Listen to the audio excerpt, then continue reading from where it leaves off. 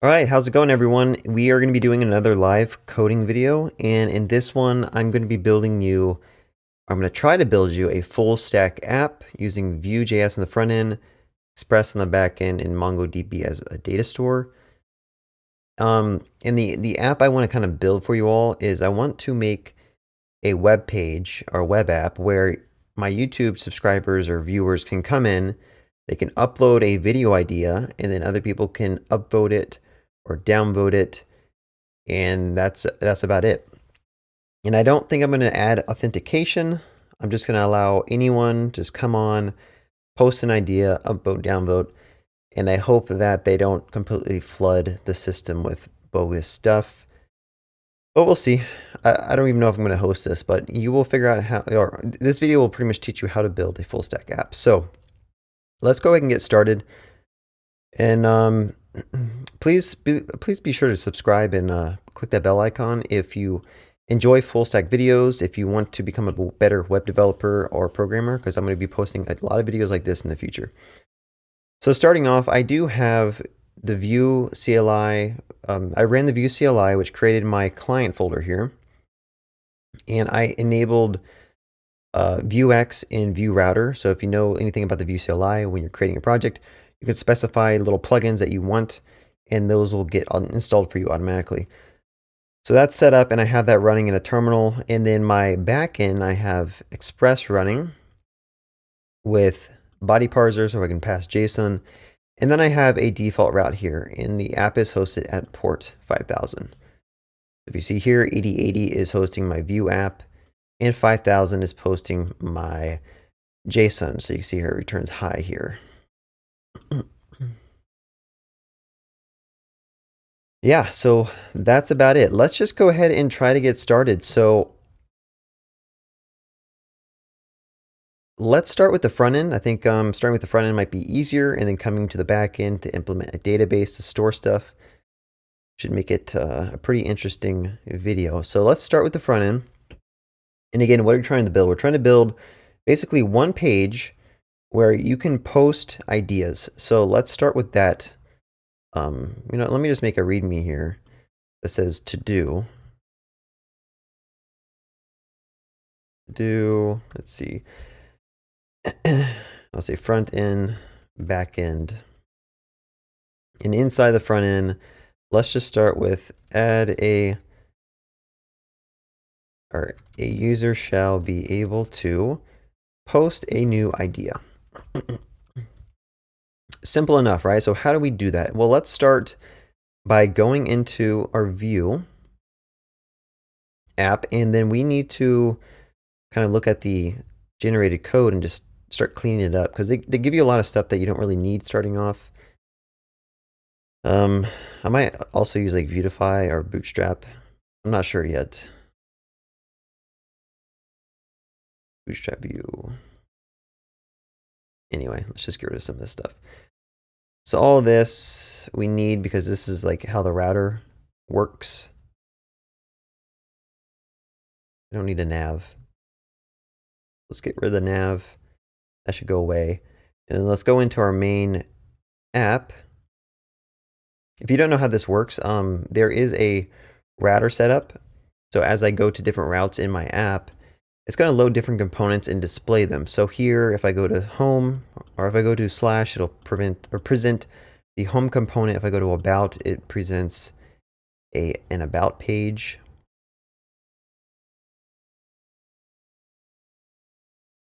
So about, looks like they set up code splitting. So that's pretty cool, I guess. Anyway, so what we want to do is when the page loads, we could keep this named as home. We want to display not this stuff. So let's get rid of this. Div home, don't need. Don't need hello world. At source. Okay. We'll keep that for reference. All right, so let's go back to the main. Probably just going to delete the about page in a second. But on the main page, we want the ability for a user to create a new idea. So one thing we could do is probably have a button called add idea. And that button is going to crash our app, because I think I deleted something on accident down here. Deleted too much. I'm deleting too much, man. All right, we got an add idea button. So we're going to come back and style all this in a bit. But what we can do here is that could take us to a new page which displays a form, or, you know, just pops up a modal. Maybe that's a good idea. Make a modal. So before we dive into this, let me just stay focused. So when I click this, it is going to go to a new page. So one thing you can do in Vue, if you're using Vue router, is I think you can specify like a route. I need to actually look this up. So Vue router link.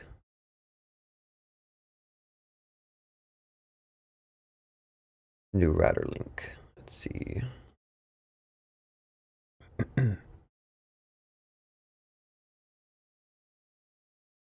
So there's probably a way. Route meta fields. Maybe that's it. No. So what I'm looking for right now is just a way to maybe like wrap the button in a router link. Like I know I could just use a router link. Programmatic navigation. Don't want that. Name views. Don't want that. Redirect and alias. Passing props to components. HTTP history mode. Getting started.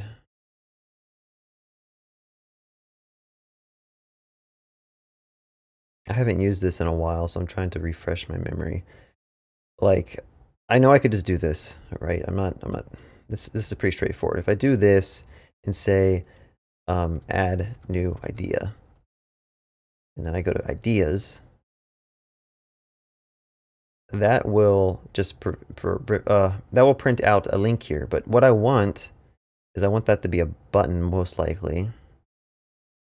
Or I could just keep it a link. Who knows? Let's just keep it simple. We'll come back to this. So when you click on this, this takes you to /ideas. And notice that ideas is not actually defined. So we need to go into our router. And let's just get rid of about and put ideas. This does code splitting, whatever. I don't think this is important.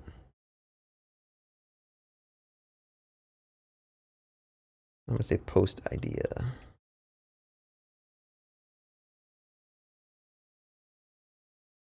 All right, so this is going to import something called, no, I'm going to say create idea. Let's be more explicit. Create idea. So that is our view that we have not created yet. And if I go and get rid of about and name it create idea and go inside of that,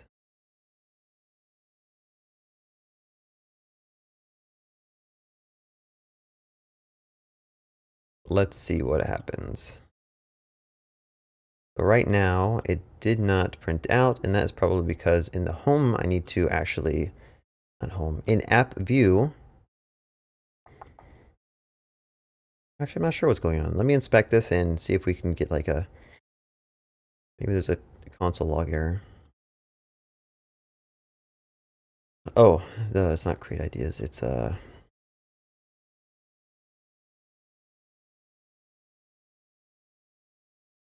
right, it's create idea, I think was the route I added.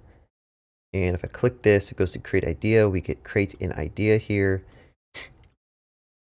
Cool.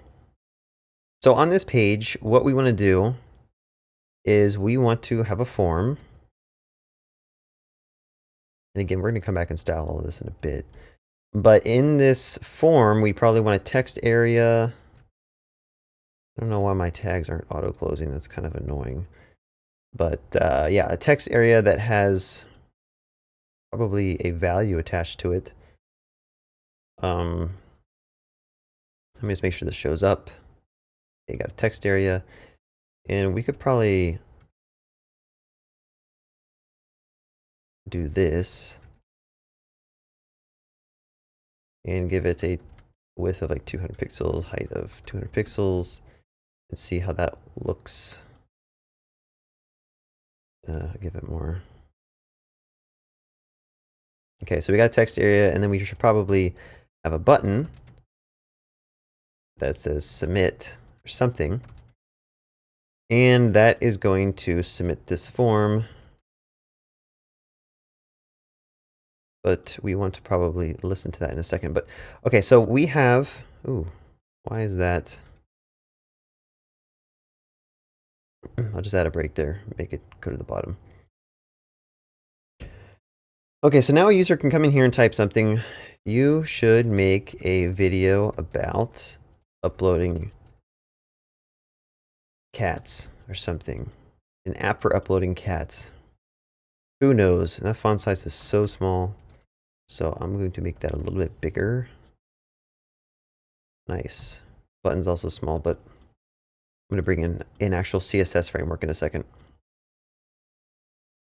So one thing we can do if we're using Vuex is when the user types into the text area, we want to keep track of what they're typing and then put that into our store so that we can use it later on. So what we could add,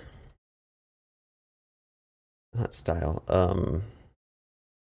definitely need a script tag here, right? And inside our script tag, we need to import a few things. So I'm going to, from Vuex, I'm going to import map mutations from stuff if I've forgotten how to do it. But what we can do in map mutations is we could define a methods, and then we can say dot dot dot map mutations, and then we can pass it set form, and hopefully that will work. So we don't have a set form mutation set up. So if I go into my store folder, there is an index file that has my store, and I could make a mutation here that takes in state, and that should be able to update my state with something. I'm going to say form, it's an empty object, and I can say state.form dot, let's say idea is equal to some payload. So I'm going to say idea. And let's just debug this to make sure that it works. So we haven't actually called this mutation yet. So inside of here, we probably want to say submit and then create idea or submit idea.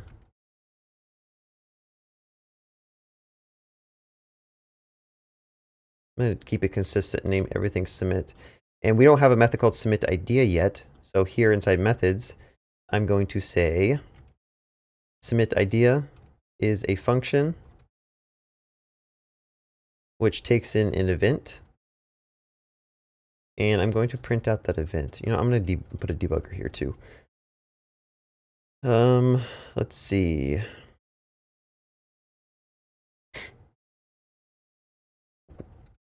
Defined but never used. Let's print it out here. All right, so now if I type in something, unexpected debugger statement. All right, it doesn't like me using debuggers, so I'm just going to use console logs for now, but I would probably want to get rid of that so I can actually use debuggers in my coding. Can't use console logs either. Okay, so let's just, I hate when they do this. Like, how do you expect people to debug your app if you can't use a console log and you can't use a debugger?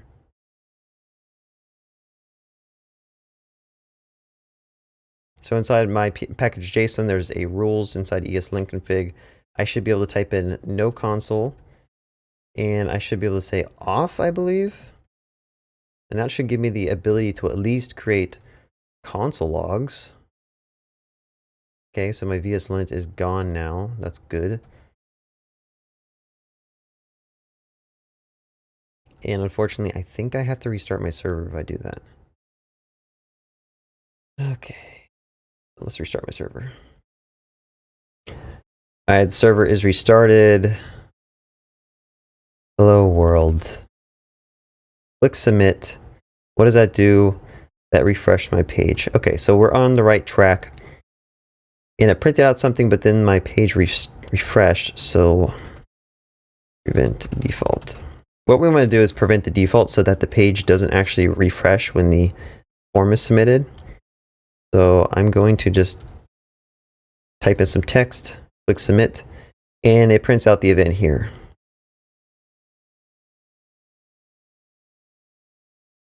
So to get the actual value of the input box, I'll put a to do here.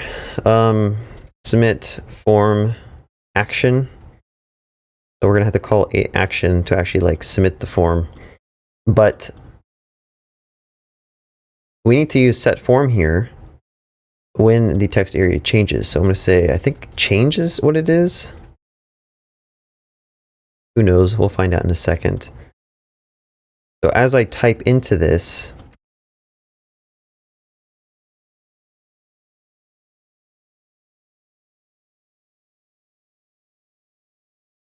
okay, so that works. So the moment I lose focus on this, it will send off that event. And that event I have target, and that target should have a current value, I believe.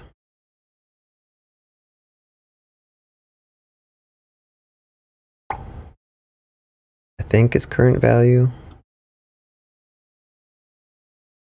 Let's just print out that. I think it's idea event. I'm going to see event. In fact, I don't think we should be passing the event in here. Your mutation should not be aware of HTML events. So I'm actually going to do set form, call an internal method. Now this might be kind of strange. I don't know if this is like proper way to do this, but this is the way I'm going to do it. Just so I know if I'm, that's actually not a bad thing to do. Like maybe I should do anything that's actually on the component as an underscore in front because it's like a private method. And then mutations are kind of brought in from a state. I'm going to try it out, see if it helps me. If not, I've never seen anyone do this before, so don't judge me if it doesn't seem like it's cool. Anyway, what we want to do is there should be a set form method now on this component where I could pass it my value. So event.target current value, I think.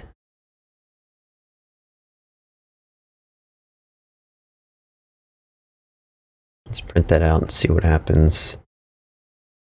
Type some stuff, click submit, event undefined. Why?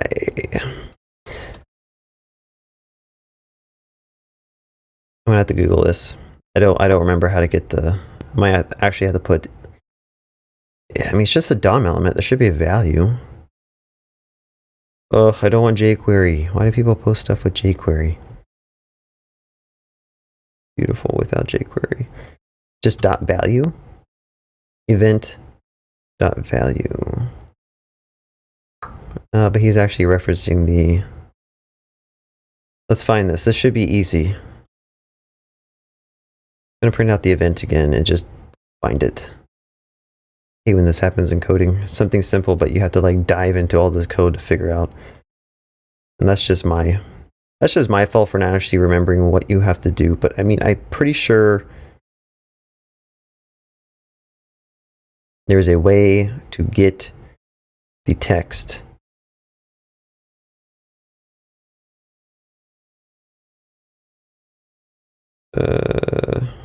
Target is a text area. Are these in alphabetical? Okay, target.value, there it is. I knew it was on there somewhere.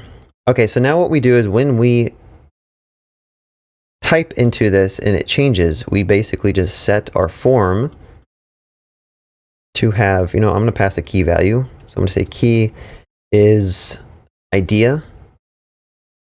Value is that. And now I can do this. I can go into my form. I can say key value. The value is that, and key is this. Now there may be an issue because this key did not exist before. Like I think you may have to have something equal to like an empty string in your state. I don't know. We're gonna try it without it and see if it works. Let's see. So type something in. Click submit. What happens? You know, at this point, what would be good is we should probably install the Vuex Chrome extension. I thought I had it installed, but I don't. So let's install that because that'll help you debug when using the store. So add the Chrome, add the extension. Yes, yes.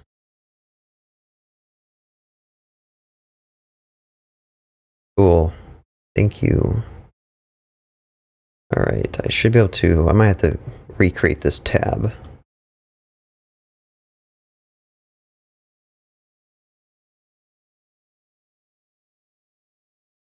right, so I'm just basically trying to, there we go. So in my bottom right, in my console, we see view down here. And what we can do is as we type into here and we unfocus, that should have sent off an event called set form, and then we pass the payload key and value, and then in our state, which we could probably get to, how do we get to that? I don't remember how to do this. Oh, our state's down here, duh. Okay, so our state has what we typed in. You see that? State has changed to testing. So again, this is a Vuex plugin that you can install in Chrome. I'm sure Firefox has one, or if you use a different browser, there's probably one. All right, so we're making some progress. They typed into the form, they click submit. Now what we want to do is we want to send off an action. So we haven't done an action yet, but it's basically the same thing. You could create an action called create idea, and that needs to hit an endpoint to save the idea. And inside create idea, I think you're passed in commit. I think this is how it works.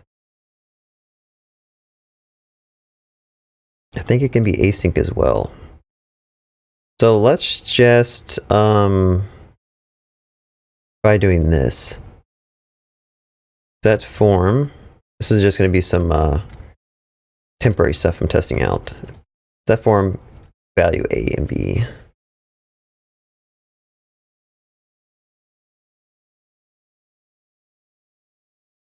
Okay, let me look this up. I don't want to just do stuff based on memory. Memory's faulty. There's nothing wrong with looking at docs, right? There's no shame in that. Or there might be, who knows. So you're past something called context, and context has a commit that you can pass the name of your action. So set form, and I believe the next parameter would probably be your payload, if this is a good library, and I can assume that. So click submit here. And what does it do? It does nothing. So I'm assuming my submit button is not hooked up correctly, and that is because I did not call anything. So I'm going to call create idea here, and I'm going to map an action. Map actions, create idea. I should be able to call it here. And I did not import that, so map actions.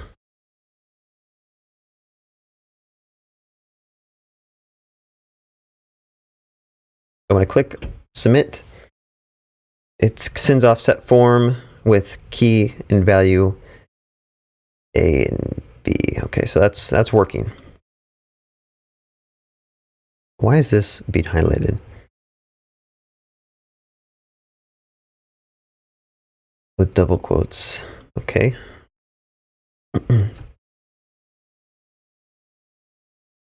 This is an issue that sometimes you get with mixing prettier with ESLint. One of them wants double quotes, one of them wants single quotes, and so it just keeps on getting confused. I can fix that in a bit though. I'll just ignore it for now. All right, so what we want to do here is instead of actually calling that bogus method I created, we can pretend like there's an endpoint and we can call it. So I'm going to use the fetch built-in method. And I don't remember how to do a post request. So let's Google that and not waste time. post. Let's just search for post. And this is how you do it. So let's just copy and paste some code here.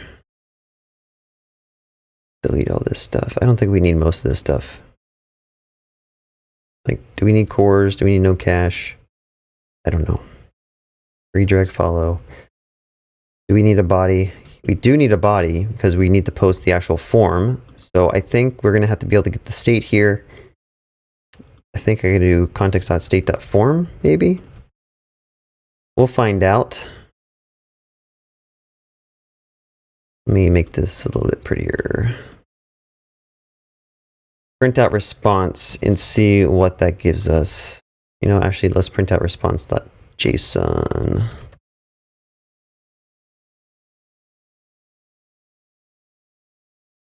All right. In URL, we haven't set a URL, so let's just do localhost 5000/ideas. Forgot that I had this open. Let me just close this again. We don't need that. I gotta fix these. I don't know why this is happening. ESLint, double quotes and quotes. Let me fix this.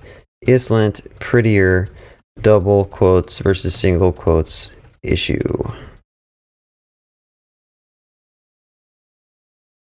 There's gotta be an easy way to turn this off. I've done it in the past before. I don't remember how to do it. Quotes, your single, prettier. I've got a lot of upvotes. Let's just check it out. Maybe this will fix the issue.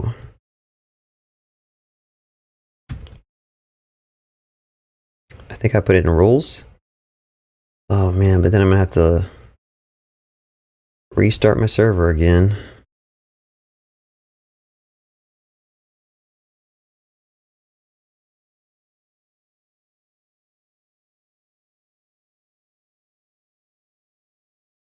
I do off.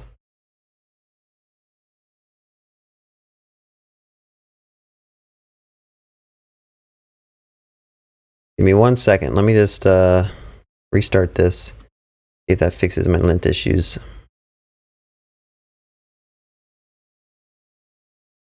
In a prettier RC, you could do single quote true. I don't think we have a prettier RC, so let's see. Prettier setup here. Might need to add it.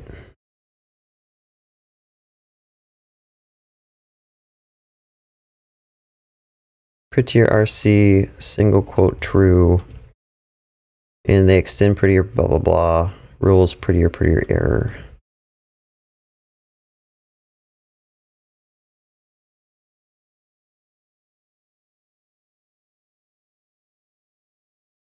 Did that fix it? I think it did. Now the question is did it fix it because I added this one, or did I fix it because I added it somewhere else? I don't know. Let's restart it one more time and just verify. All right, so went off on a tangent, fixed the linter by adding this pretty RC and said single quotes true. So if you run into the issue too, you could just do that. Ain't a thing but a chicken wing. So if we go here and go to server, remember we have a post request happening to a create ideas endpoint, actually just /ideas. And what we can do here is just return something right now. Say idea created, how about that? Just so that we can verify that it actually works. And I have this running on NodeMon, so it should have restarted after saving that file. And if I actually submit the form now, let me close out some of these tabs. If I go to my network tab and I click submit, it hit the ideas endpoint with options. And that's all it hit it with. So there might be some other stuff that I actually need to, let's see, fetch, post requests. I might have actually had to keep some of those things with using fetch. Typically I use Axios. I was going to try to keep it simpler. I think we might need these. I don't know. I don't know half the things I do. I just hope they work.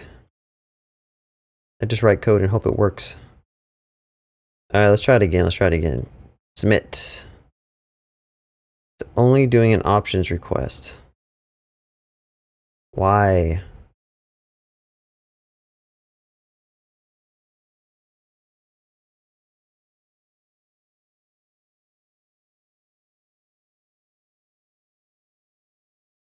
Why is fetch only doing an options request?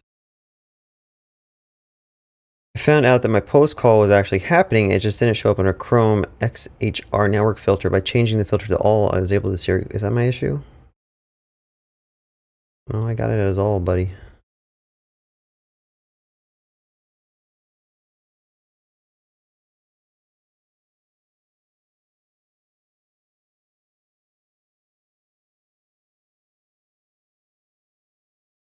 I mean, what's going on here? Where's that send? Send back the message.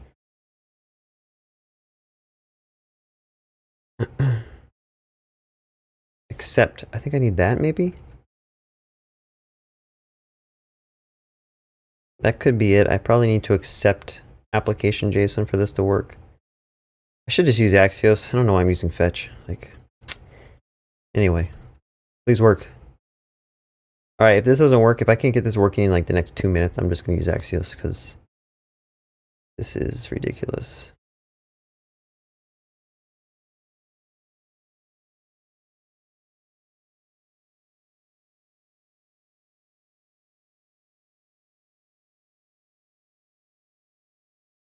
And all right, taking too long. I'm going to go add Axios and screw using fetch because I guess I don't know how to use fetch too well. So install Axios.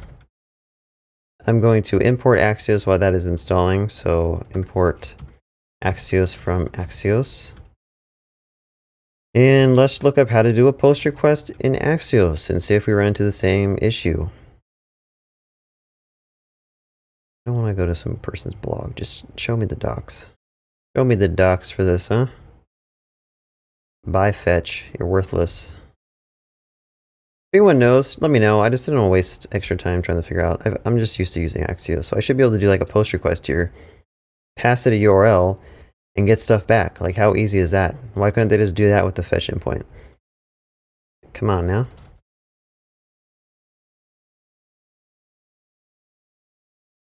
All right, so let's see if this works. I'm gonna copy and paste this URL and use it up here. And then I'm gonna delete all this stuff and make sure I pass in my form here for body. And I don't know if that's the correct way to do it with like,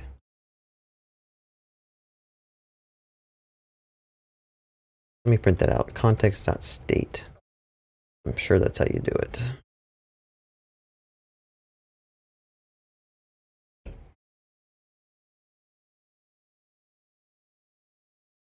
All right, let's see if this works. Probably still loading up my Vue server. I need a more powerful laptop. Like, doing screen recording eats up a lot of my CPU, and then trying to actually code and restart stuff takes a lot of CPU. Yo, what the heck?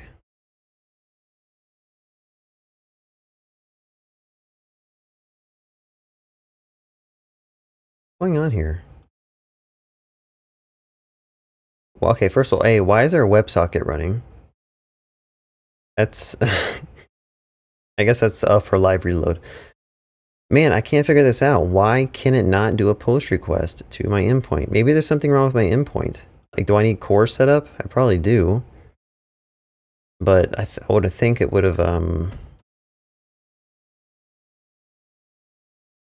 given me like a cores issue. All right, I'm just going to try installing cores and just use it. After that's done installing, it should be accessible. Try it again. All right, that was our issue. So, I mean, fetch probably would have worked, but we already got Axios installed, so whatever. All right, so we get a message back called message created. And what we actually want to do instead is we probably want to store that message. So I think all the front end code is almost done except for we need to, let's see if we got back here. We got a response data. All right, so I could say const data is equal to response.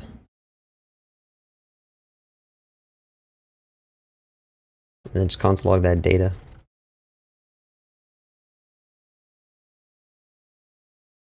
Clear my const log. Click submit. We get some data back. We got our message that was sent back from the backend. All right, so we are good to go on that front. Let's just add a to-do. So we need to redirect to the main ideas list. And that's probably it. We can figure that out in a second. And this should probably be wrapped in an actual service.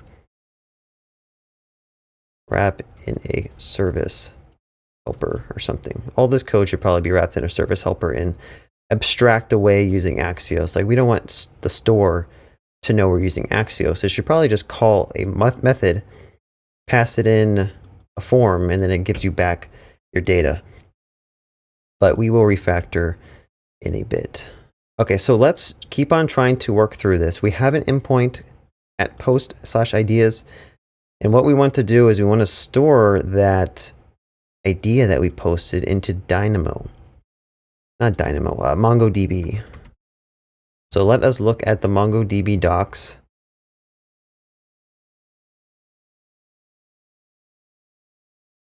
And they should provide us, I think I already have it installed in my package.json, so I could just keep on going until we get to the example code, which is this. And for right now, we're going to keep it simple and just include a DB file. Paste that in. I think we need the client. So what we could do here, DB client close. I don't think we want to close yet.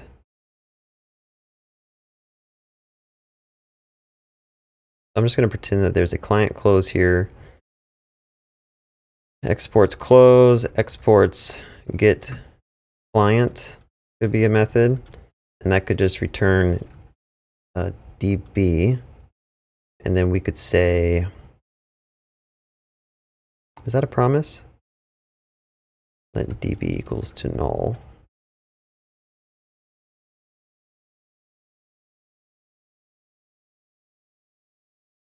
Yeah, I don't think that returns a promise. That's a callback.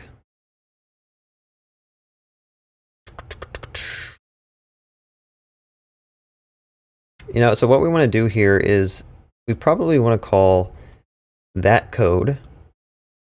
And if it's not set, so if DB is set, or if DB is not set, we want to connect to our database.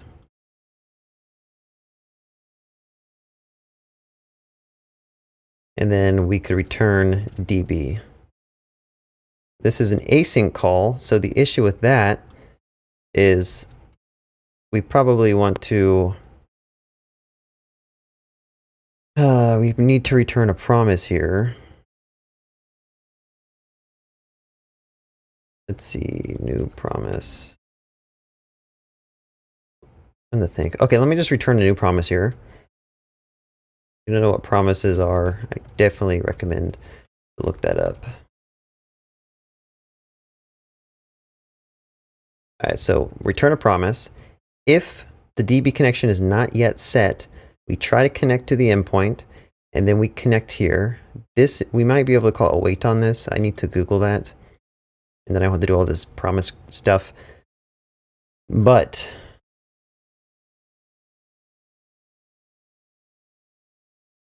after that connects, we could just say resolve DB here. And this is an else. We already have the DB, so let's just return it. I think that'll work. We'll find out in a second. And this is connecting to our local Dynamo service, or a local MongoDB service, which is running on 27.0.17. So if this all worked correctly, let me just get my terminal loaded because I guarantee this is going to crash. I don't have faith in my code. So inside of my route, first of all, I could import that called get client equals require db. And make sure I wrap that in those. And I can say await get client. This is an async method. Let's await on it. And we want to insert into a table or a collection. So I can do something like this. Or insert one. I don't insert mini.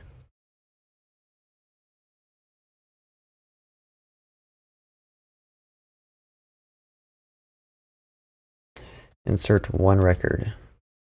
All I want to do is just insert one record. Is this the actual project I'm using? That is not the project.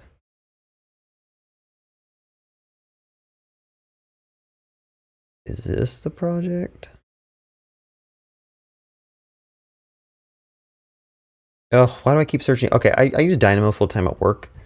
So it's like ingrained in my mind to always type Dynamo when I'm talking about databases. But really what I want is I want MongoDB and I want the docs, which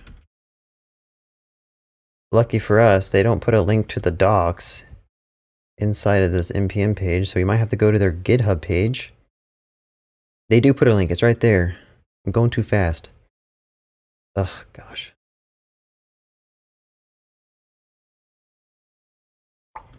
There's two documentation pages. Let's find out which one we want.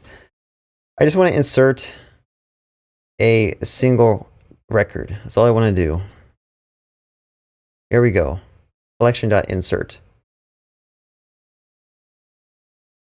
And I'm assuming this does promises. So I'm going to say, what am I doing? Collection, gotta make a collection. So I get the client, I make a collection. Highly don't recommend doing CLL. COL is a name. The database name should already be defined. I'm just gonna say collection of ideas. And then we're gonna say collection insert rec.body. And we're going to await on that. And res.send result. I don't know if this will work. Probably not. I don't know if I need to call connection close after this to clean up some resources, but if we do this right, it should actually store that. So going back to my app, I can say testing, click submit. It's returned something. It returned a result with a OK and in, and then also return this. So ops of 0. But what I actually want to do is return ops of 0, I think, if that worked. But also to verify, since I don't have like a GET request endpoint, I could just say MongoDB, command not found. Just Mongo, I guess. And I can say use YT ideas, help, show collections. I don't think I have any collections yet, do I?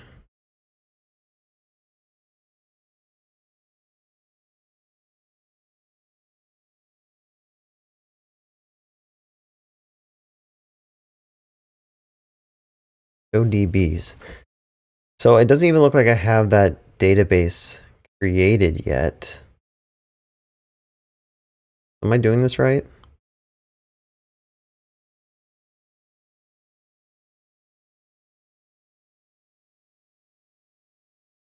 Collection insert is deprecated. Use insert one. Wow, that's great.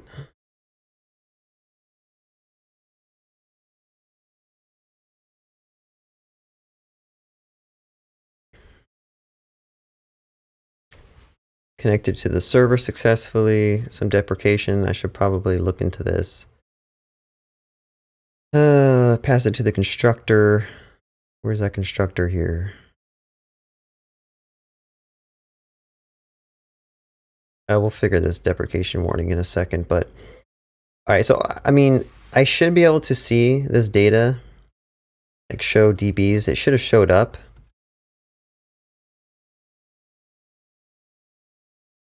But for some reason, oh, it's called My Project. That's why. YouTube ideas. Let me try again. Let me submit. We got a YouTube ideas, use YouTube ideas, show collections, find ideas.find. I don't know how to do this. Let's see. There's a way to say like db.ideas.find. There. So our endpoint actually inserted a record into Dynamo. You can see here we have an ID and we have an idea in testing.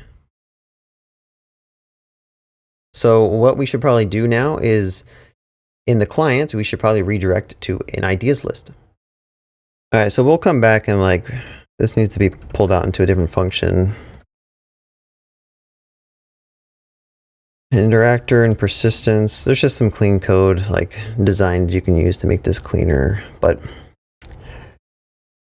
the handler. Just want to put that so I don't forget about it. Okay, so when we submit the idea, we want to, you know what, before I do that, let me commit what I have. So submit an idea. I think we made a lot of changes, so we probably should commit that. And it makes our tree browser over here look cleaner. So now what we're going to do is when we actually finish submitting the idea, we want to redirect the user. So inside of our store, we should redirect the user. And I don't know how to do that. So let's say view router, go to the docs. Dynamic route magic. No, I want programmatic navigation. The router.push is how you do it. But unfortunately, they did not tell me how to get this. Do I just import view.router? Router.push, okay. Is that a global?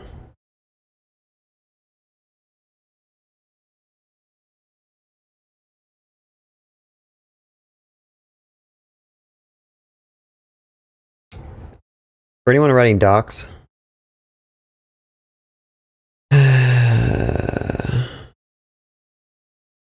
don't just put stuff like this. Like, have context. Is this inside your view component? Is this inside a JavaScript object?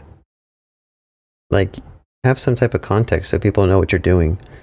I am assuming I could just import it. But who knows? Like, I have router here. I could probably just import a router. Maybe that's what I need to do.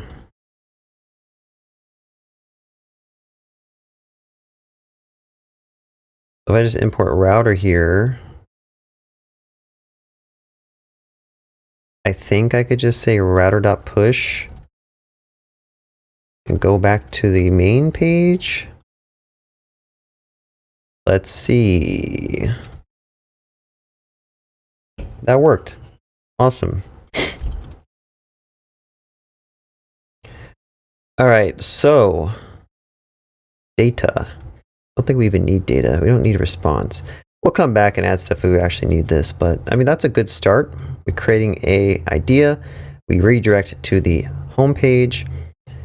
And now what we want to do is we did this. You know, let's just do to-do items as like features. So as a requirement, a user shall be able to see all the ideas. That's pretty straightforward. So we should be able to see all the ideas on the home page. So if I go to home, we want to do something. What do we want to do? All right, so on the home page, on the home page, we kind of want to do we want to import Vuex. So we probably need to do map action so that we can actually fetch stuff from the back end. We probably want to map state at some point, but we can do that in a second. Cool. Anyway, okay, so map actions. So we have methods, and we could do map actions, and we could pass it get all ideas, something like that. Make this an array. And then when this component mounts or is created, I don't know which one is better to use. I think I could say created maybe. When this component is created, I can say this.get all ideas. And what that's going to do is call an action, which is going to go to the backend and fetch all the ideas for us and then put that in the store. All right, so we don't have a get all ideas. Let me just say get ideas. Let's keep it simple. Get ideas. So in our store, we could do another action here called async get ideas context. And we want to do yet another get request here. So I'll say get on ideas, and that should fetch us back all the ideas. We don't need to pass it any context. But what we do need to do is say context.commit set ideas, and we need to pass it the ideas here. So data of ideas. So we'll get the ideas back from that Axios get request, and we're going to set them. Now commit is going to call a mutation, but we don't have a mutation set. So I'm going to say set ideas, state ideas, and state.ideas is equal to ideas. And make sure we have an ideas set up as the empty array here so that we can fetch that in our component. I think that's it.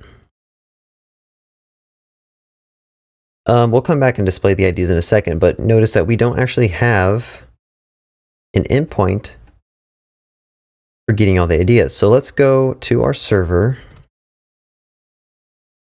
and let's make a new endpoint called a get request on ideas. And that needs to, again, get the client, get the collection, and then it probably needs to do some type of query or a find, which I need to look up how to do that. Let me clear some of these things. So there's probably a method to find. I think it's called find to array. So I guess you just call that collection find, and then you call to array. I think that returns a promise. And if I say ideas and return to ideas, let's see what happens here. So since this is an endpoint with a get request, I should be able to go here and just say ideas. And that should return us an array of all of our different ideas in the database. But unfortunately, it looks like it crashed. So if we go here, let's figure out why it crashed. That's because I'm saying collection.collection. I did not even see that. Let's try it again. Nice. Okay, so we got an array back of ideas. And I'm using a plugin in Chrome. Yours might not look like this unless you install a JSON Previewer plugin. So my plugin is called JSON Viewer. I highly recommend installing it because it gives you the ability to do cool stuff like this, or export to a file, etc. So that just proves that our endpoint is working and it's returning back ideas. Now in the UI, I think I should be able to refresh it, and that should try to fetch ideas. So it did try to hit ideas with a get request, and it got back an array of stuff. So that's awesome. And then additionally, if we look at the state here, ideas has 2 objects in it. So that was pretty easy to do. Once we got the code in place for connecting to Mongo and doing stuff, it's pretty straightforward. So now at this point, what we want to do is we want to render a list of ideas on the home page. So inside of home,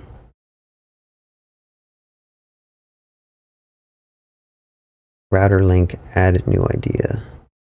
Yeah. So inside of here, we can do a div, do a for loop. I'll say idea of ideas, which I think it's in. Idea in ideas. Let's just see. And then we could print out idea dot. I think it's a double. I don't remember. It's a double quote. That's kind of confusing that it's idea dot idea, but you know, I think also we need to bind a key. So we can say idea dot underscore ID. We don't need curly braces there. I'm mixing my React with my Vue. Getting confused. All right, so that's how you do a for loop or iteration in general in Vue, where I loop over an ideas collection, but we don't have that ideas collection anywhere in state. So if we add state, no, it's not state. It's getters. Or is it computed? I think if we add a computed, say map state, we can fetch ideas from our state. I believe that's how you do it. And I'm assuming you could pass in an array like this. So let's just try that. See if that works.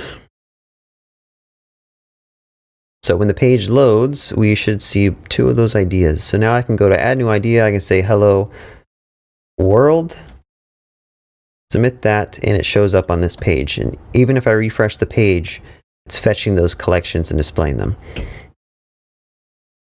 Awesome. So, I mean, at this point, what do we want to do? Other than obviously styling, which we're not going to do yet, we want to probably add the ability to upvote or downvote ideas. So next to each of these things, let's just add some buttons. I'll say upvote, say downvote. And if you click on them, let's just start with upvote. So I'm gonna say click, upvote idea, and you'll pass that idea here. You don't upvote or upvote. Do that. All right, so let's assume that there's an action called upvote idea. And when you click on the upvote button, it's going to invoke that. And again, we have to go to our store and create that action. So I'll say async, upvote idea, context, idea. And let's assume that there's an endpoint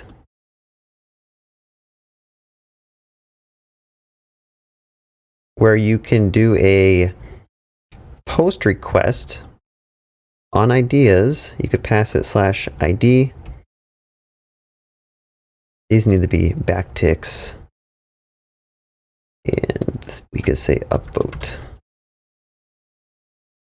Or I could say vote and then use a delete request. Let's say vote. How about that? All right, so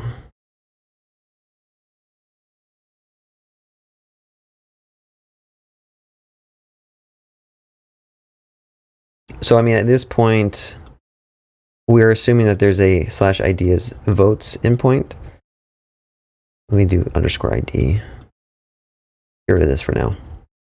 So let's go to our server and create yet another endpoint here. And I promise I'm going to refactor all this in a second, but let's assume that there's one called ideas, idea ID votes.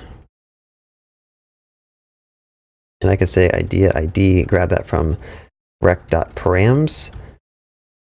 And we get the ideas collection. And what we want to do is we want to find, there's probably a find by ID. Find by ID, by ID.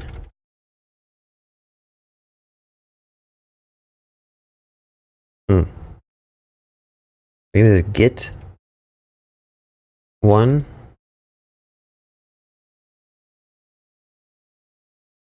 Find one. Let me go to the docs.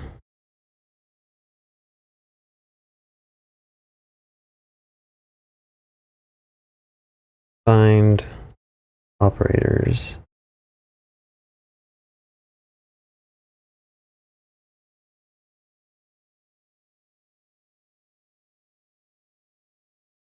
There's methods find. Is there not a find one? Okay, there's a find one here. This is what we want. Collections, find one, you give it a query, and you give it some options and a callback. So we could say find one. I think we could probably... Is there a get by ID? Find by... Nope. Well, I guess this is how you do it. So we just have to make sure that we pass in the ID here. We might actually have to convert that to a MongoDB object.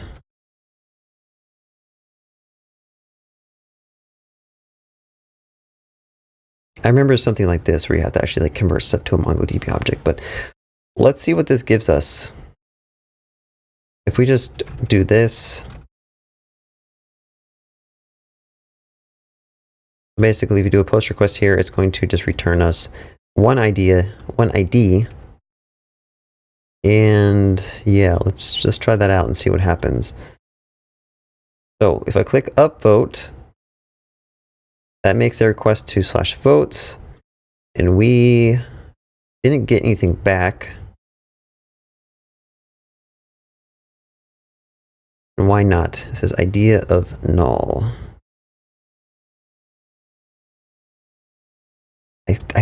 For some reason, I think you need to be able to pass an object ID or something. Let's just look at the find example. Find one. You know, they're not going to give you code examples, are they? DynamoDB node find one example. Oh my gosh, not Dynamo, stop. MongoDB.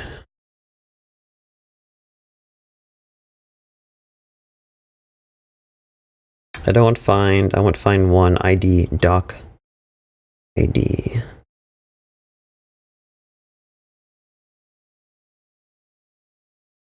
According to these docs, it should work.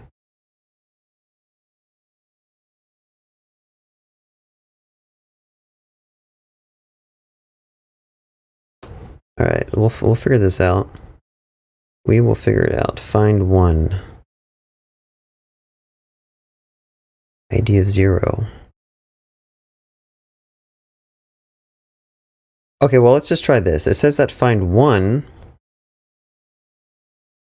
Am I doing a post request? I am. It's saying that this, if I just pass it nothing, it should find me the first one that it gets in the database. If I upvote that, it does find us something, so that's a good sign. Maybe ID is not defined, so let's print that out and see what happens.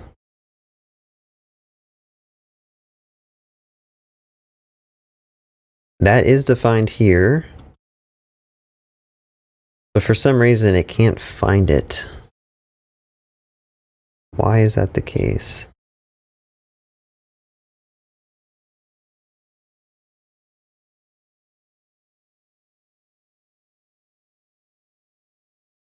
I need to make sure I'm using the real node driver. Where's JavaScript? Node.js source release API. Okay, this will take us back to where we were before, I believe, so.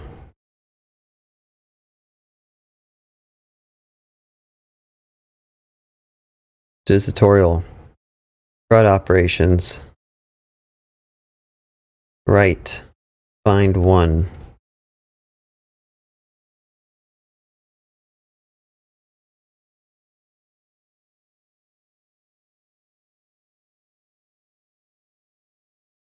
Yeah, are they serious? They don't have any example. Why is this not working though? Why is this not working?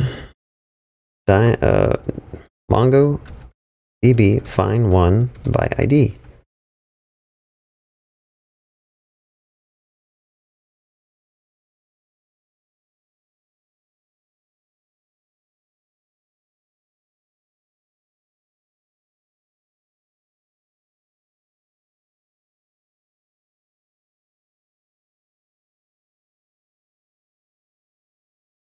I feel like I need to wrap it in object ID.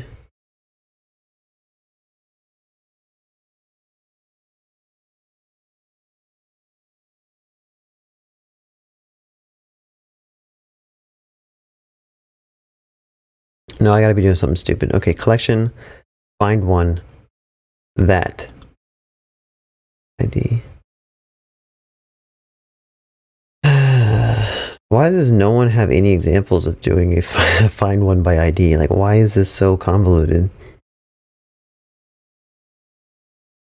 Like, I have to search through all the internet to find this.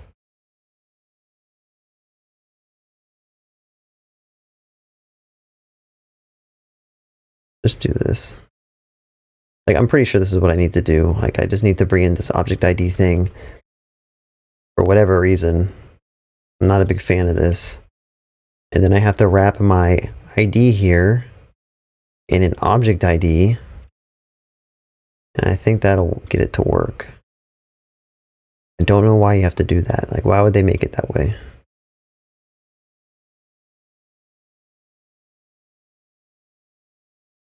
Okay, that worked. We got the ID back.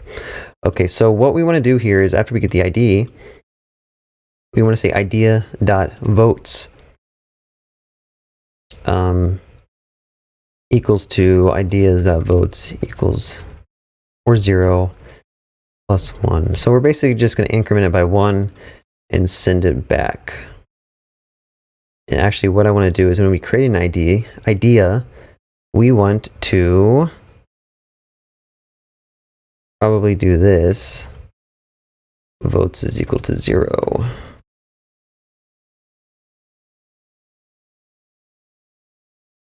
So when they create an idea, we set the votes to 0, and then when they increment it, we increment the votes. So let's see if this works. I should be able to click this a couple times and vote should keep going up. And of course, votes did not keep going up. So what's going on here? It's saying that, what is it saying? Let's click it one more time.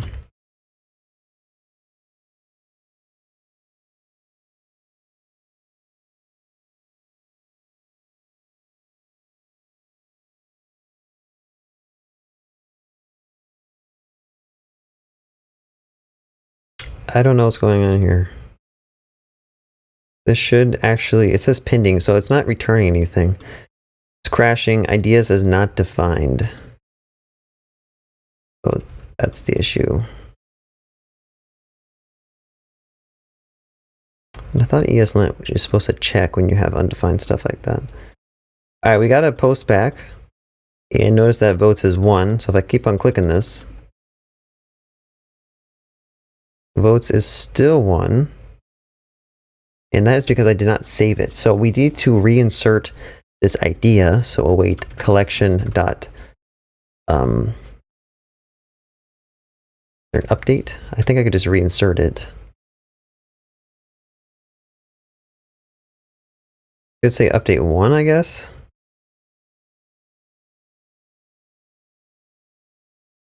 Update a single document.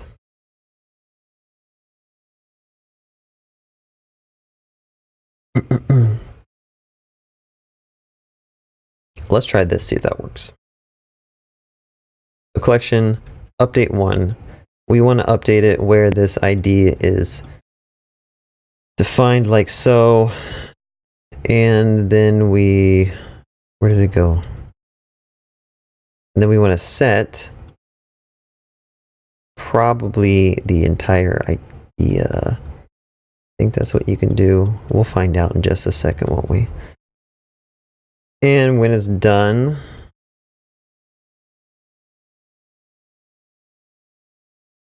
we don't need the results. Let's just see what happens if we do that.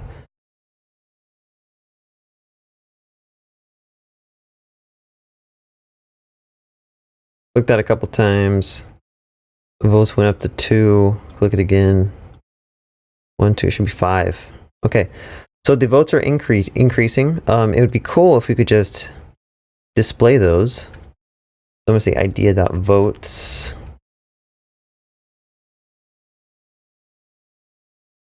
So, okay, so one thing is after we click on upvote and we get the response back from the database, we should probably update that idea. So I'm going to go here and I'm just going to say context.commit set idea, and I'm going to new idea. I'll say updated idea is equal to that. And this assumes we have a commit method. So if I go up here and go to set idea, what we want to do is we want to find the idea based on ID. So I'm going to say updated idea. State.idea is a fine. I'm going to say idea equals idea of ID is equal to updated idea of find the ID, and I could just I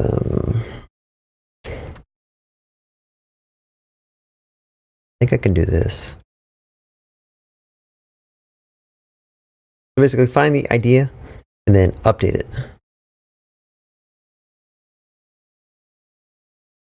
Cool.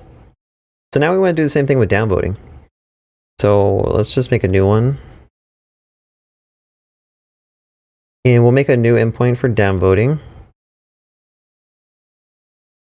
think this is the last endpoint we'll probably need.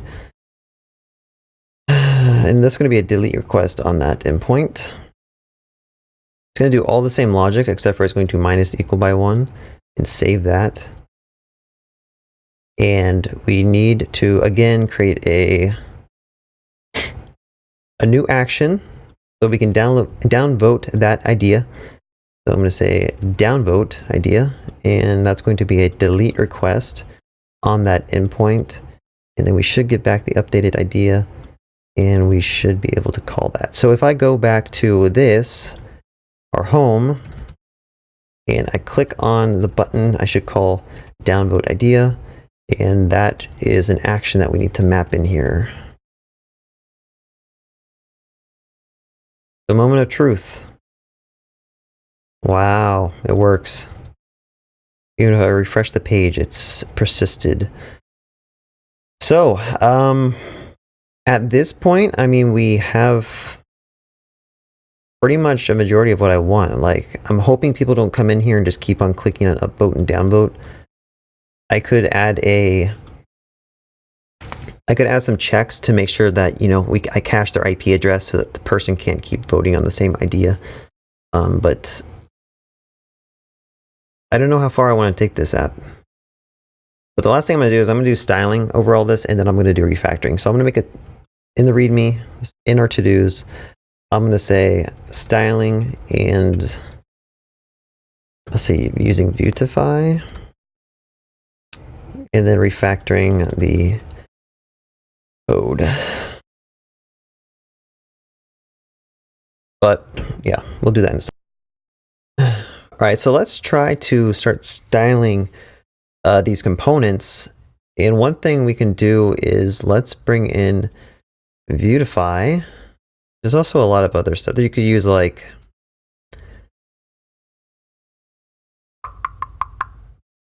do I want to use Vuetify? I'm gonna use this. There's like another one that people use a lot. I don't know what it's called. Let's just use Vuetify. I've used it in the past. It's pretty nice. It has like all your cool material design stuff. All right, let's see if there's a getting started. There is. Quick start, blah, blah, blah. For information on how to use VLI, see how to use the official documentation. Okay. So we can say view add Vuetify. I've never used like a view add before, so let's see what that does. I guess that probably updates my package JSON or something. They're uncommitted. This is the commit and stash. Okay, let me commit what I got. Votes endpoints. Commit that stuff.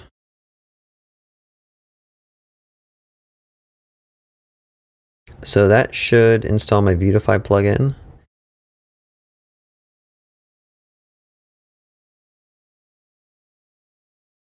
Okay. These are just all the different ways you can install it, I guess. Create a plugin file. Is this...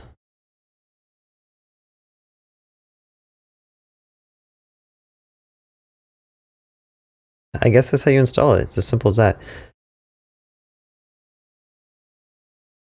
Choose a preset. I don't know. Default?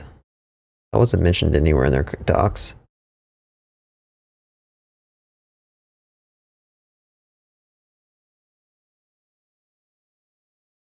All right, so let's just, while that's installing, let's look through what we have.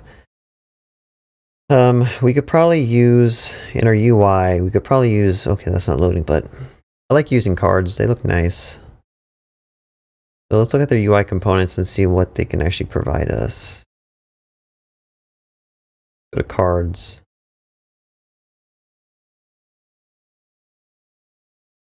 You could do vcard. You got different styles. Ooh, shaped. That looks cool.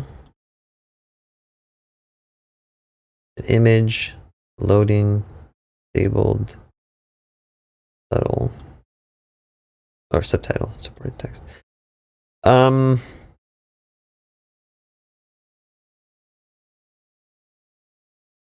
Yeah. So that's cool. Is there like a way to get the code? Let's just go down here and grab some code, huh?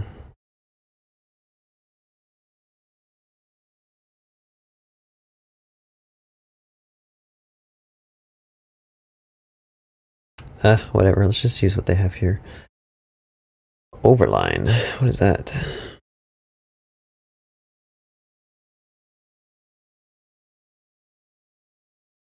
Well, we don't need images or anything, so let's just go ahead and grab this card, but... Alright, this is done installing.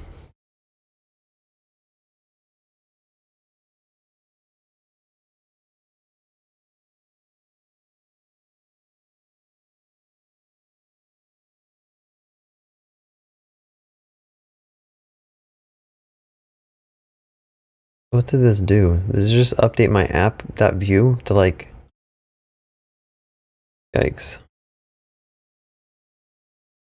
Well, it changed a ton of my code, so I don't know. Let's just see what happened.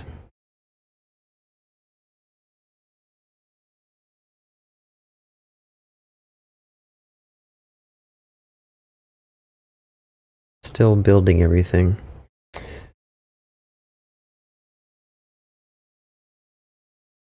I do not remember it being this much overhead to get Vuetify running, but I haven't used it in like 2 years, so it looks like they, what do they do here? Basically just modify my app view, put in an app, should have my router somewhere.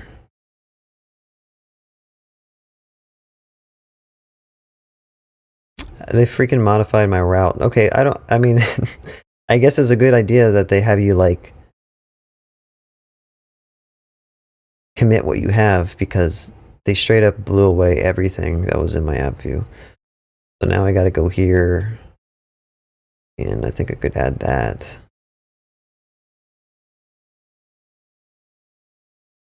Don't care about hello world, don't care about data.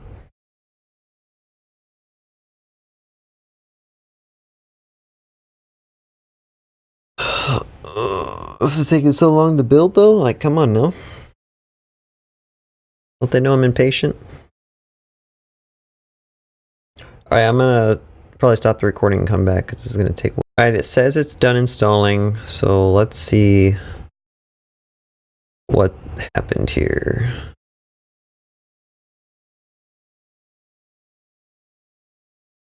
Yeah, I don't know. This looks... Guess it's working. Unknown custom element v content. I think that was just some old... What is this?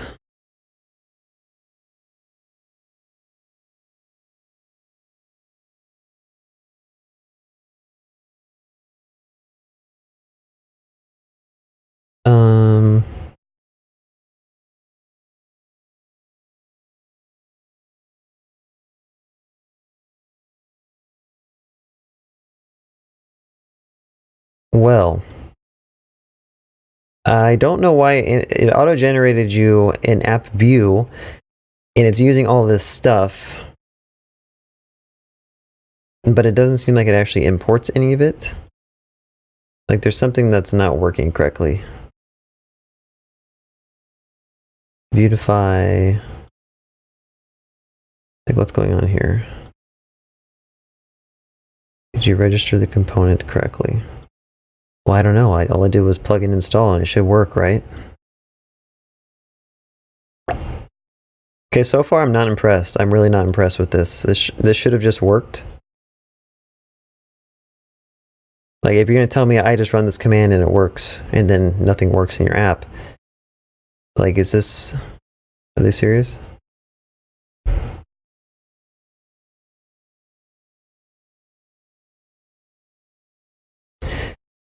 App.use Vuetify.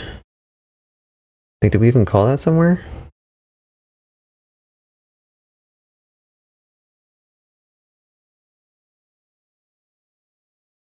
Plugins, Vuetify.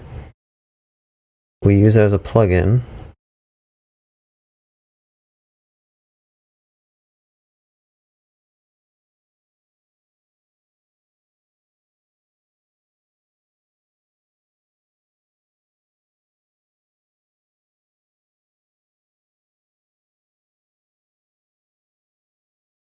Yeah, I don't know. Let me restart my my service. I don't know what happened there. I think it's supposed to work. Like you include the plugin, and then you should have access to all of your Vuetify components in your app. But maybe there's a step that doesn't make sense. The issue with these docs is that they put all the different types of ways to install it right after each other. So are any of them related to each other? Like I don't think I need to actually do any of this. This view, add Vuetify. Pre-made layouts.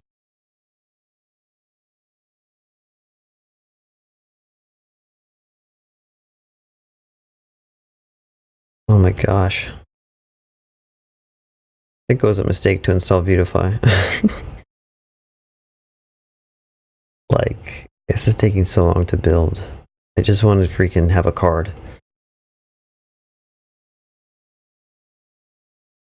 Alright, well, I'm going to come back in a second. I'm going to try to figure out if I can figure out the issue here. Alright, it finished running. I had to stop my service and restart it. And it looks like it's running now, so yeah, let's just go ahead and we can keep the top bar here. Vuetify name dark, latest release. What did I just delete? The logo, an image, and an image. So these two must be images, which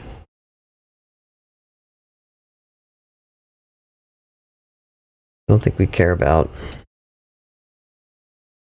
Let's just do that and see what happens. Testing. All right, we have something here. So I'm going to say YouTube ideas. And then the top right, latest release. I don't really care about any of that stuff.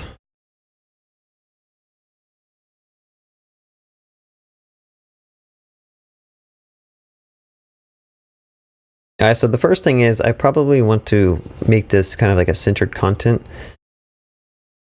And pre-made layouts. Baseline centered, Google context dark. Where are the, I don't want to customize, where are the components? I just need like a grid.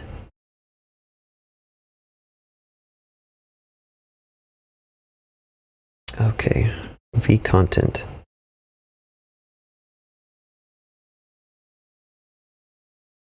That's not a component, so where is v content? Where is the grid stuff?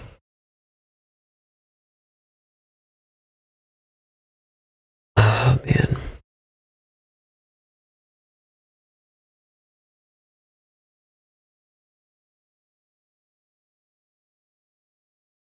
Trying to have an open mind and not bash their docs, but kind of feel like they're a jumbled mess.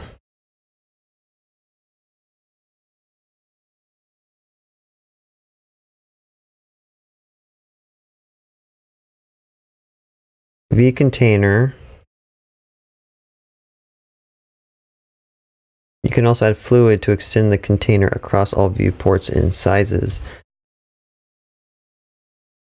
Okay, so let's add a vContainer then.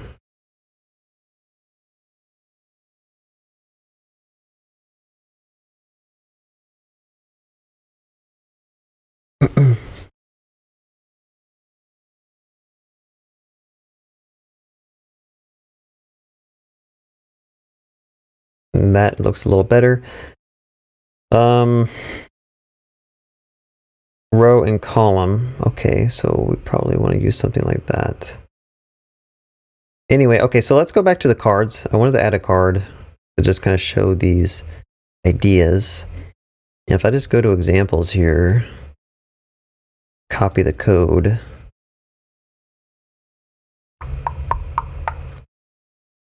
Just copy this code into, where is home?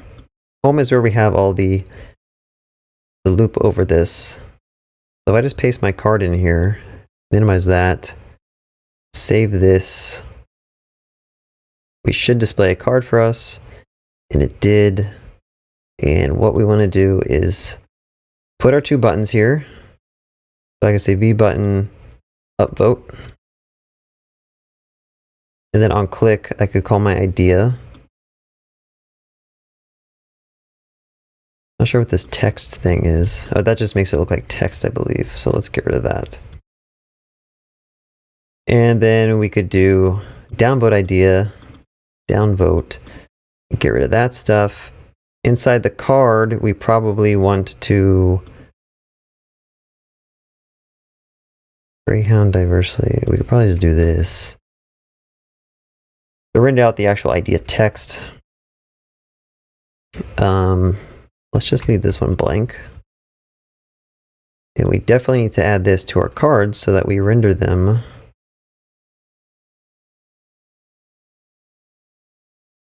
Let's see. Let's see what happens if we save this. All right, so now we have a bunch of ideas. What is overline? I don't think we need overline. We don't need a header.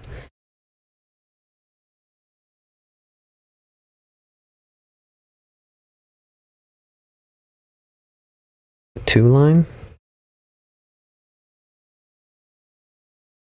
Let me make an idea with some like really long text. Can you do this? Copy this a couple times. Submit. Yeah, that's not going to work. That does not look good. So maybe it's not card that I want to use. Maybe it's something else.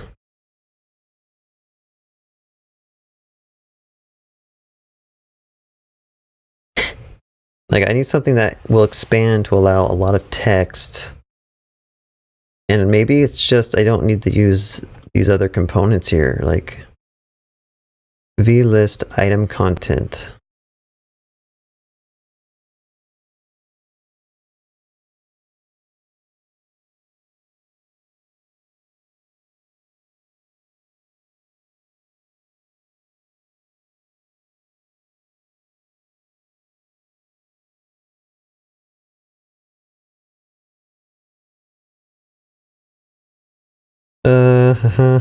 List item. Yeah, maybe I just don't want a list here. I just want a card, and I just want to put some text in it, and that's all. vcard actions. Like, where are these things defined? Footer cards. vcard text.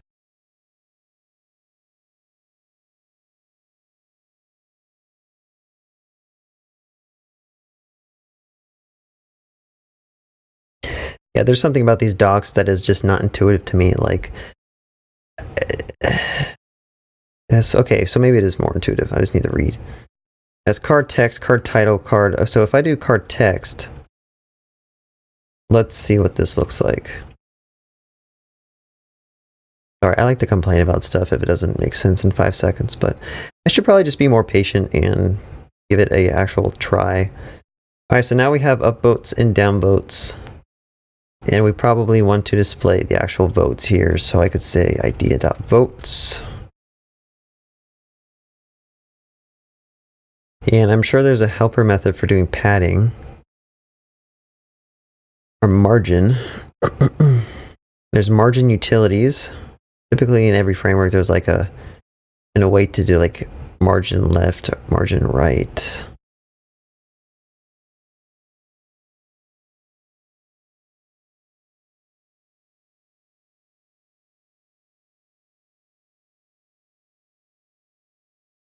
So spacing, maybe that's it. E, P, margin, E top.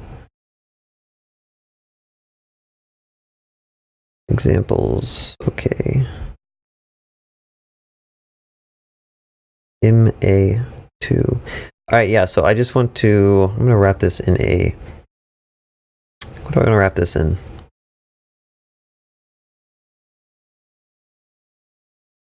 Class is equal to margin left to margin right to. Let's see what happens if I do that. Probably put it on a new line. Alright, that looks better. Alright, so there, yeah, there's utility functions for adding margin and padding to stuff. And then for our cards, I don't know how to make it so I can do like 3 in a row.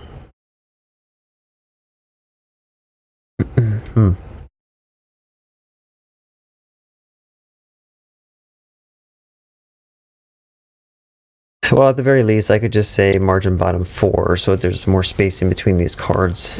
But I think it would be nice if these cards like were in columns. And I don't know, is that MX Auto maybe? Doing that? MX Auto is just centering it. So there's got to be a way to add like inline block to it.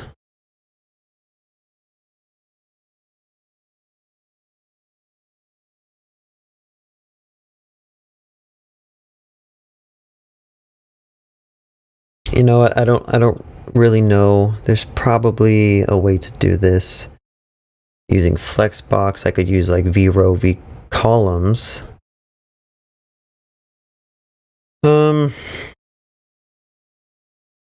Maybe I'll just keep it one row just because I don't want to figure it out how to do it. So let's go to, let's say v row and then v column.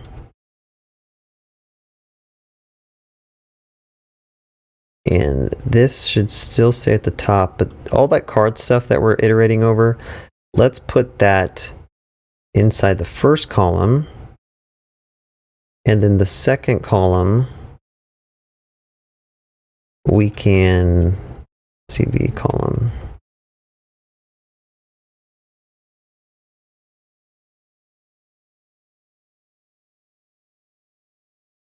We'll just put that link.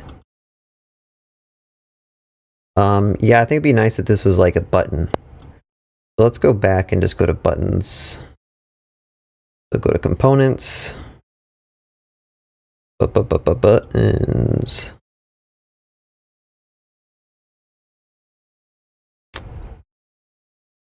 Okay, how do we color it? Light, large, height, stuff. Color, success, purple. Go to the color pages, now give us some more information. Red, pink, purple. Let's do blue. So there is a V button that we've already used, and we want to make this a router link. I don't know if you can wrap a button inside a router link. Maybe this is how you do it.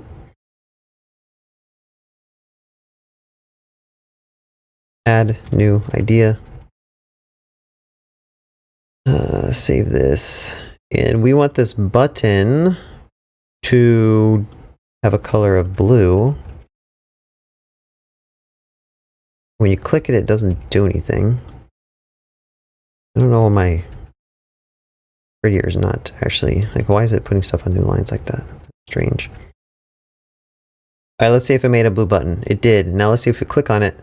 Does it take us? It does.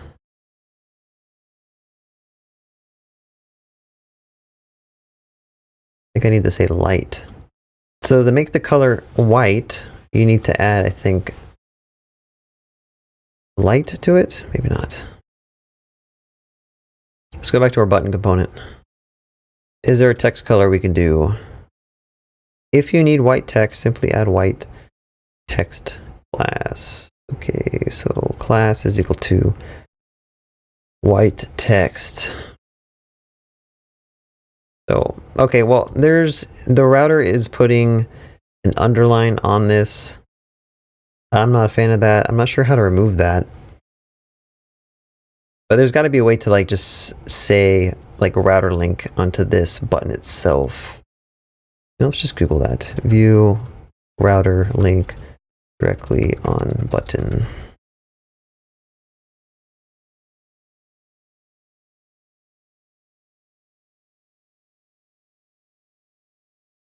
Tag button.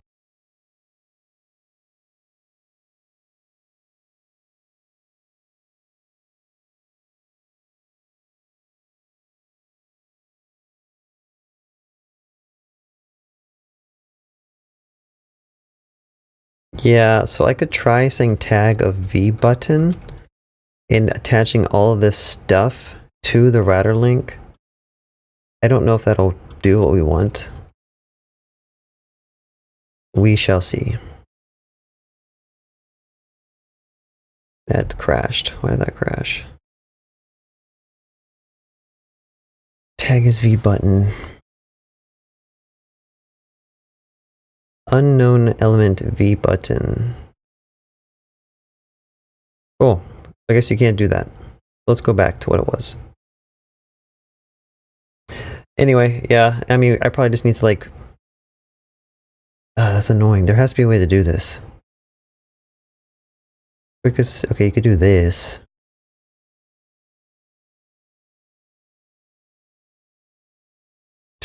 Yeah, I'm just going to do that. So on the button itself, I'm just going to add a click listener, and it's going to take me to create idea.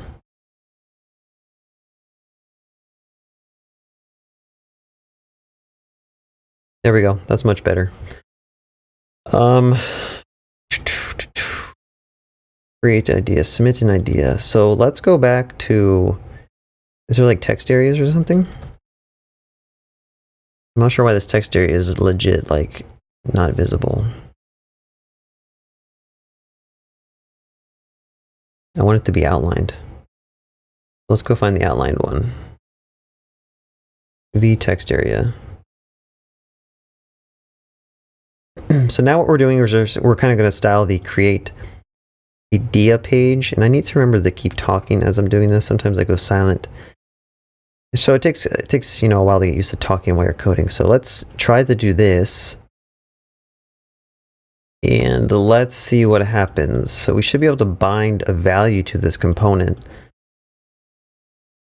Actually, maybe you don't need to. Let's just say idea description.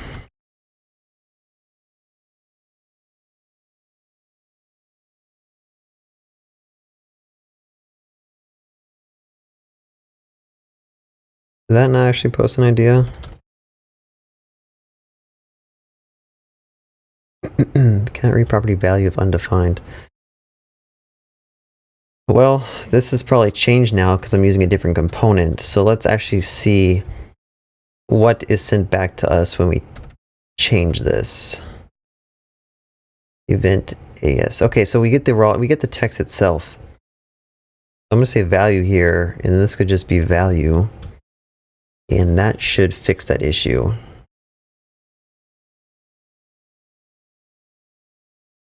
Yeah, awesome. All right, submit should be a button. So V button, V button. What type of button is it? It's a success button.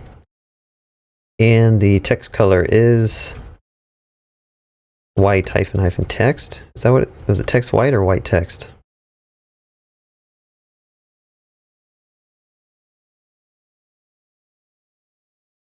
I don't know. I'm guessing. I just go back. It's white text. White text. Yeah. What's going on here? Why isn't this page refreshing? There we go. Submit. Can you make a video of svelte? Submit. Upvote.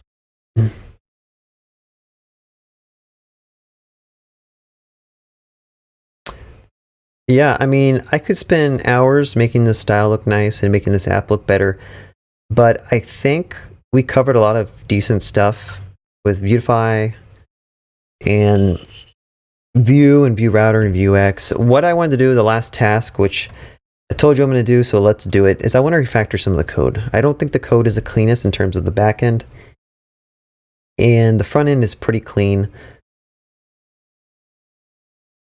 Let me go to home.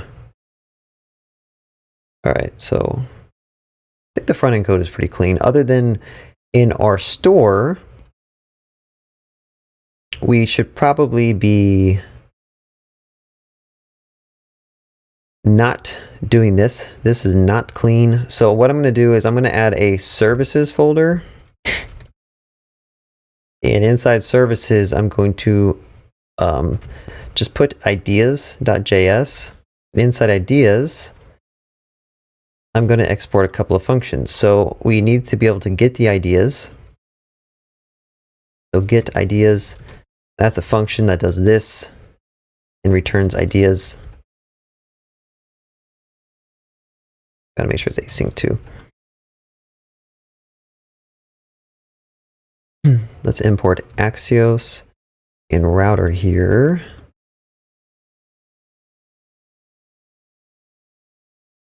So let's import ideas service from services ideas.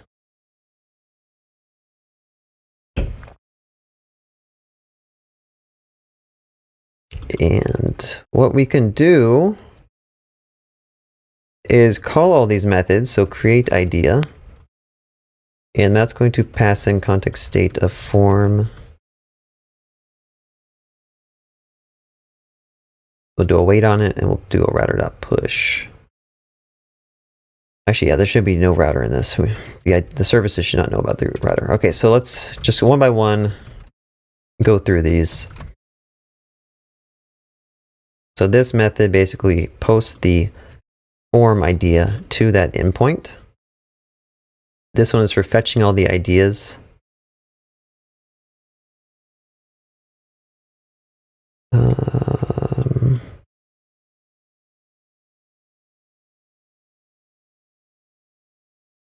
And make sure I return the actual data here.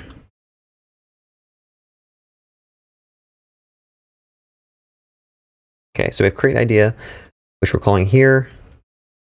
We have get ideas, which we are not calling yet. So let's call that get ideas. That doesn't take anything as parameters. And then we can set that to the state. We have upvote ideas. So let's do this and say export const upvote idea, which is an async function, which takes in an idea.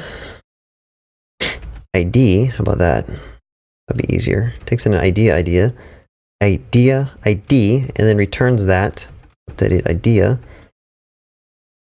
And so we probably want a downvote. So I'm going to say downvote idea, and then that's going to do a delete request and return the idea. So going back to our store, let's just call those upvote idea. And this takes in the idea underscore to ID. Oops. Idea dot underscore ID. And then we set that to the state. Same idea with this one. I'll be so tired of saying idea after this app. Okay, so we cleaned up the store a little bit. to put all of our HTTP logic inside a service folder in a service file. And this could be cleaned up even more. So I could say I need a function called getBasePath, and that is going to return us this.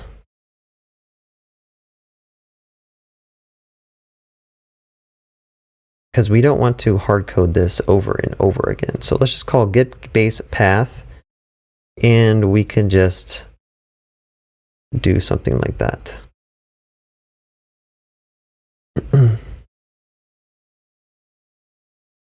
Now, granted, in Axios, there's a way to like define an Axios object that already has a base path set up, but let's just do it this way. Why not?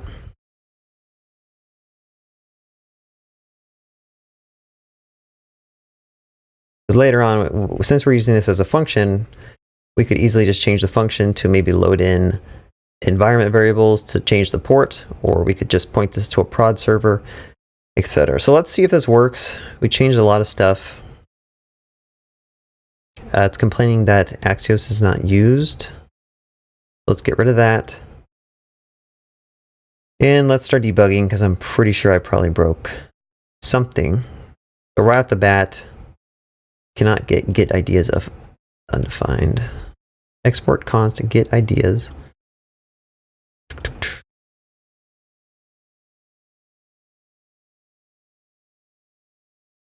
You know, I think I could say as star or star as. This will import everything.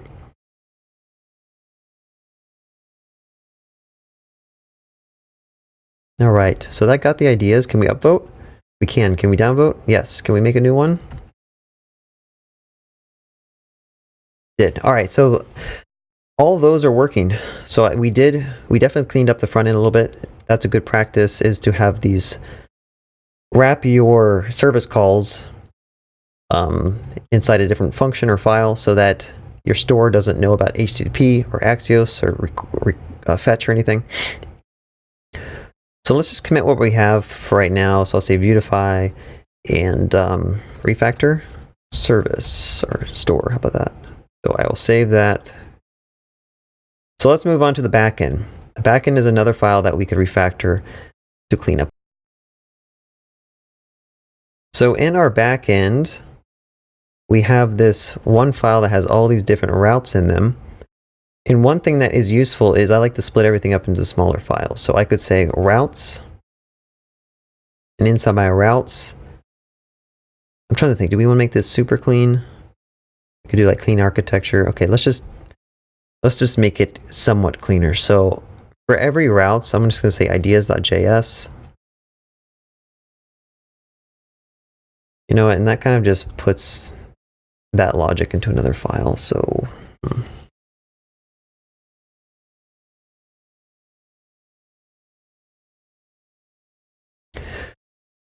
I'm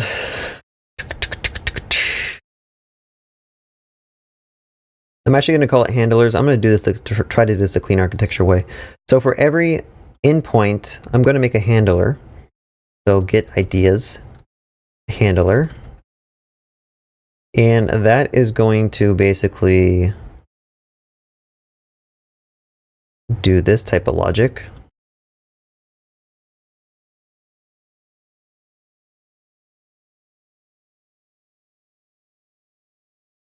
This takes a rec and a res. And the main difference is we just call it here. So this is a step in a cleaner direction. I'll make sure I import those up here. So I'll say const get that is equal to require of routes, or sorry, handlers dot get ideas handler. And then we can do that for the other stuff. Let me make sure that this didn't break anything. Refresh the page. Actually, it won't work because we didn't actually get client is not defined. Where's get client? Get client, here it is. So make sure we include that.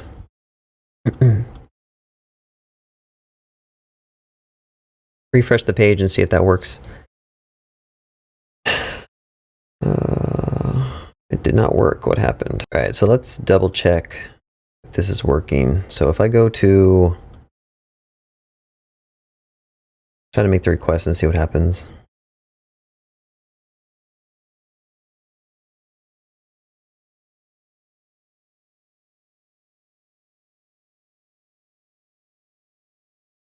All right, so the endpoint is just crashing. So I should probably go to my terminal down here and see what is going on. I probably just haven't finished refactoring this.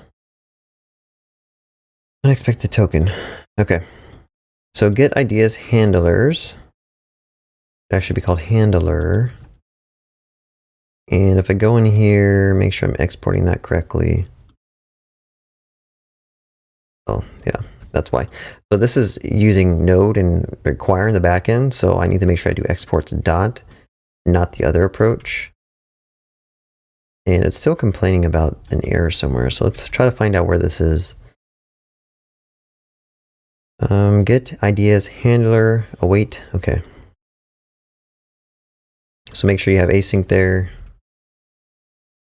I think that's working now. Let's just double check.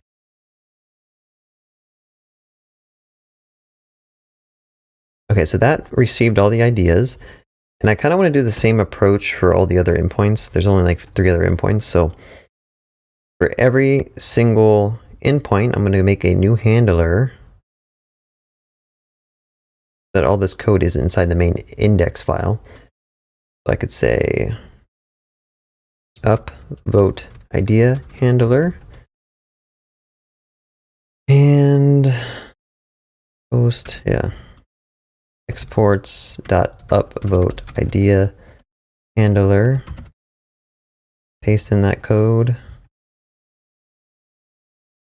And make sure we have the get client call that we can do. Just make sure I import that up here. And there's a lot of different ways you can structure your web application. This is just one way that seems to be pretty nice. I like to keep every single method and endpoint in their own file. Just because, like, if functions aren't calling each other, there's no need for them to be in the same file. That's one reason I don't really like object-oriented programming, is because you have all these functions that some of them are completely unused by others. So it's like, why are they grouped together inside the same file? That's just my personal preference. You can do what you want to do. All right, so we need a downvote handler here.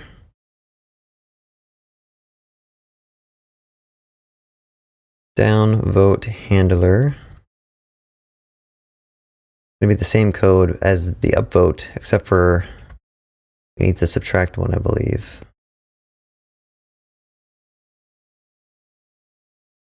Copy this code.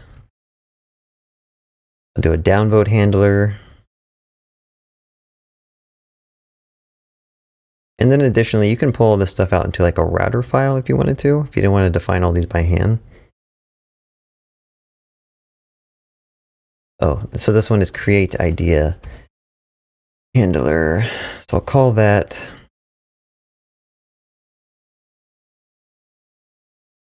exports create idea handler. Need to make sure I'm importing that client in all of these handlers, or else it's not going to be able to fetch anything from Dynamo. So let me double check downvote. I forgot to do it.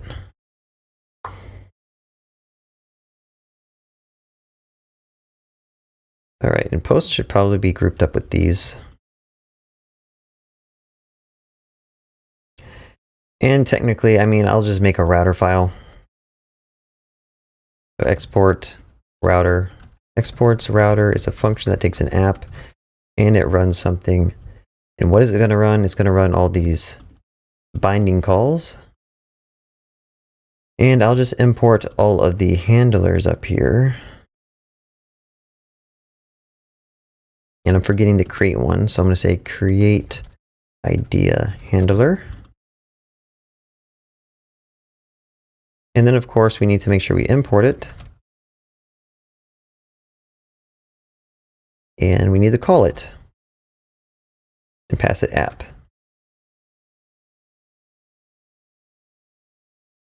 All right, so MongoID was used for the Git stuff. So I need to make sure that I put that in those. Actually, which one was that used for? That was used for the upvote and downvote, I believe.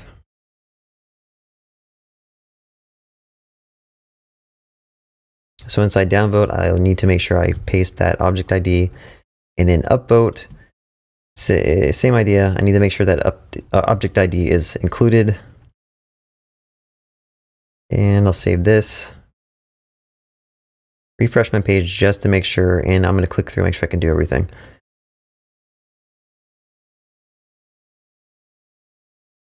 We can upvote, we can downvote, and we can make a new idea. Let's see if that showed up. It did. Cool, so we refactored the backend to be a little bit cleaner, and you can keep doing this. What we do at work is typically, this is, in this logic, you can kind of pull this out and pull out your business logic and put it into a different file as like an interactor file or a use case. I don't know if I want to do it in this video. I guess I could. I'll kind of walk you through what I would do if I had more time, but I'm going to wrap up this video. But basically, rec and res should not, like this code doesn't need to know about rec and res. Instead, I'd have this be like a function called like create idea, which takes in an idea, and that's it. Right, and so inside of this code, you would then just return your result. Instead of rec.body, this would be idea. And then in here, you'd probably do like a try catch, create body, rec.body, create idea of rec.body, catch an error, and then you say res dot status of 400 send error or something like that.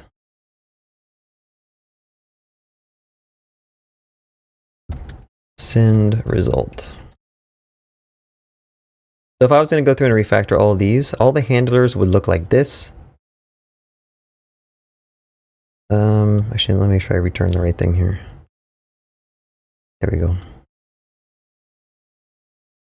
So my handlers would look like this. Basically, it's just like a simple object that calls an interactor and passes the data it needs to the interactor. And then once it gets a response back, it then sends that back to the client.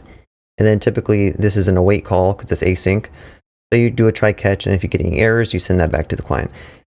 And then in this code, you can further improve this by making all of the MongoDB function calls be wrapped in yet another service function, so that your interactor or your use case doesn't have your persistence knowledge inside of it. So what I mean by that is basically if for whatever reason you decide to switch from Mongo to MySQL or DynamoDB, you don't want all of this MongoDB code nested inside your business logic. So you do want to abstract that away, and maybe instead of saying get client, get collections, insert one, you'd have another method that says persist idea. And these can all be in different folders if you want to. And this is where you'd basically run all this code. And then you just call persist idea. Right? Because technically in this function, this is where you do some additional logic to check to make sure that the user is authenticated, make sure that the data passed in is correct, make sure that the data returned from persisting is correct. There's a lot of stuff that would go in here, but since I'm just doing a really basic web app, this just seems, all this seems like overkill. You can all do this in a single method. So I'm just going to undo all that and keep it as it was. Let's see. But yeah, I mean, I think we made steps for refactoring. I think it looks better than it did before. And if we go over here and just double check I didn't screw something up. Awesome. All right, there you have it. This wraps up this live coding. If you have any comments about this project, or if you have improvements about how I made this project, feel free to post them in the comments below. Also, be sure to subscribe and click the bell icon if you want more videos like this in the future. And yeah, if you're new to Vue, you haven't used Vue before, let me know if this was like a good coding session to watch someone do a full stack app that helps you when you're like learning how to program. Yeah, I'm kind of running out of things to say, so I'm going to wrap up this video. All right, thank you so much for watching. Peace out. I'm Cody Seibert.